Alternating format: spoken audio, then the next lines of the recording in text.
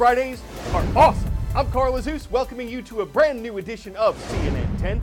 Our coverage of news events from around the world begins in Venezuela, where ongoing political and economic turmoil is growing internationally.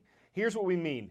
The United States and more than 50 other countries support Juan Guaido. He's Venezuela's opposition leader who declared himself its new temporary president in January.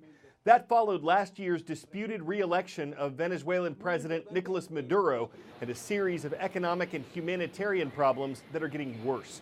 China, Iran, Cuba, and Russia are among a handful of countries that support President Maduro, who says he was fairly elected and that international assistance isn't needed in Venezuela.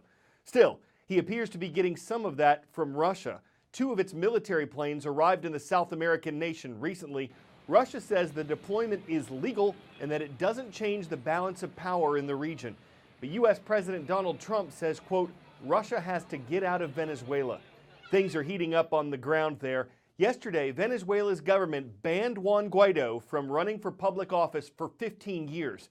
That announcement came as Guaido's been pushing for a major protest to try to get President Maduro out of office. So how does Russia factor in? Well, one way is the fact that for years, Russia's been loaning billions of dollars to Venezuela.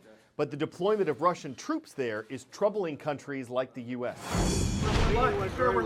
The Trump administration calls this a reckless escalation. 2 Russian planes arrive in Venezuela this week.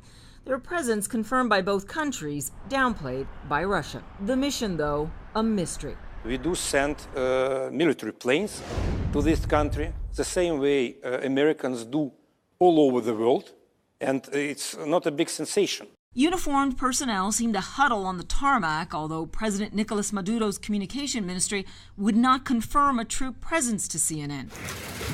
The fallout, though, has already started. U.S. Secretary of State Mike Pompeo said in a statement that the U.S. will not stand idly by as Russia exacerbates tensions in Venezuela.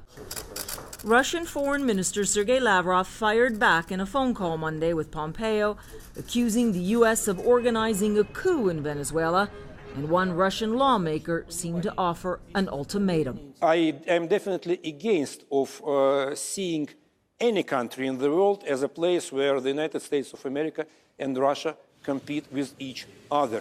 We have to do just one single and equal thing, to stay out.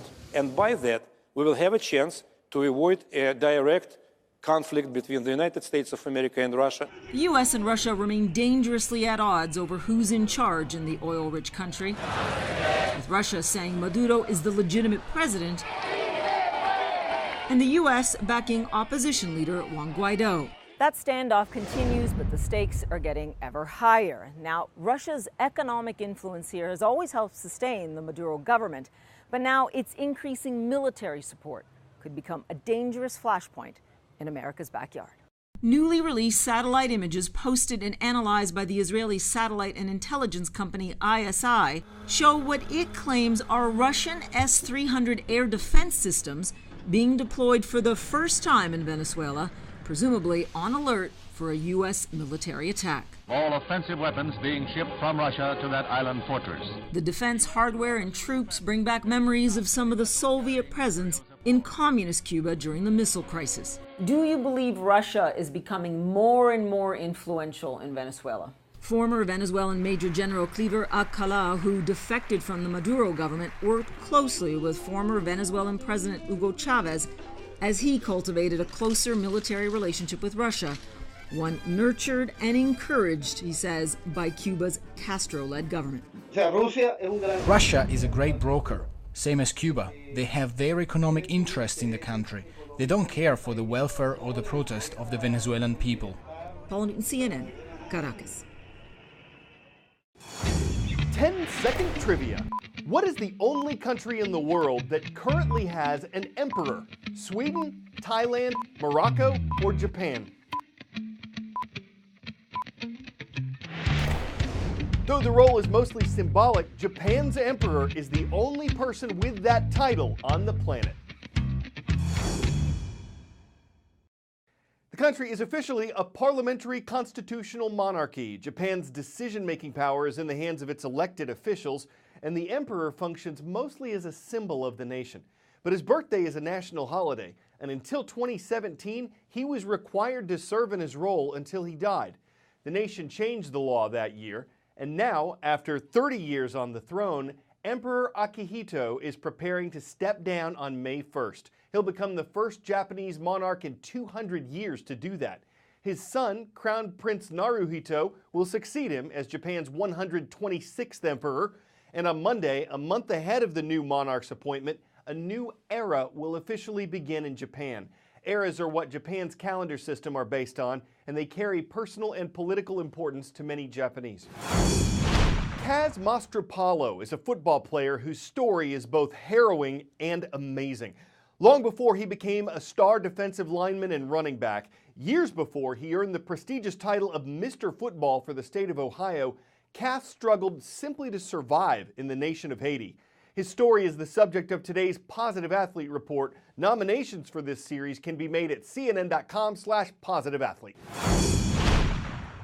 My name is Cass, and I'm a student athlete. He is a survivor. You don't really hear about many, young people that are from another country and they were a child slave. Every day was a dark moment there.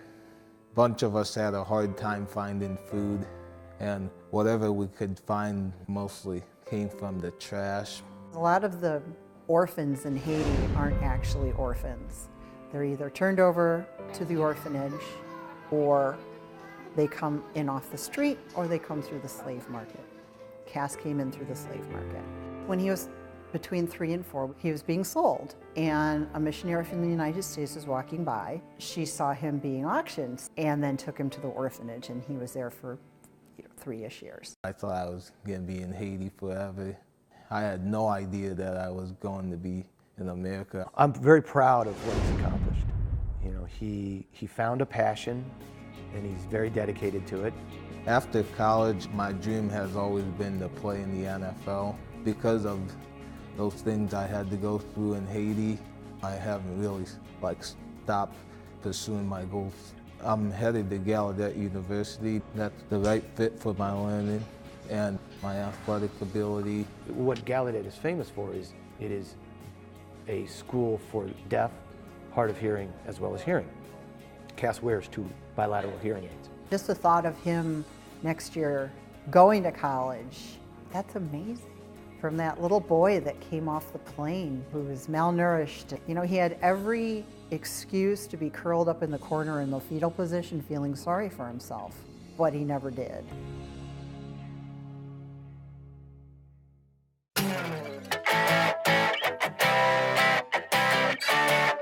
For 10 out of 10 today, the comfort of a hotel in a different shape. That's the idea behind Domes Charlevoix, a place where you can stay in Quebec, Canada, that gives you a unique view of the snowy landscape. Okay, but why not just camp outdoors? Well, the snow here can top 10 feet, and the temperature can drop to negative 22 degrees Fahrenheit. So this hotel could surround you in nature while also surrounding you with warmth. Of course, you're more likely to find chalet than valet parking. And for those prone to cabin fever, a dome could make their head spin, so they may want to Charlevoid it. But for travelers who like to stay ahead of the curve and hang around at their domestination, this could fill a Charlevoid, making for a dome-right awesome stay that makes them want to circle back. I'm Carl Zeus, and CNN 10 hopes you'll circle back here next Monday.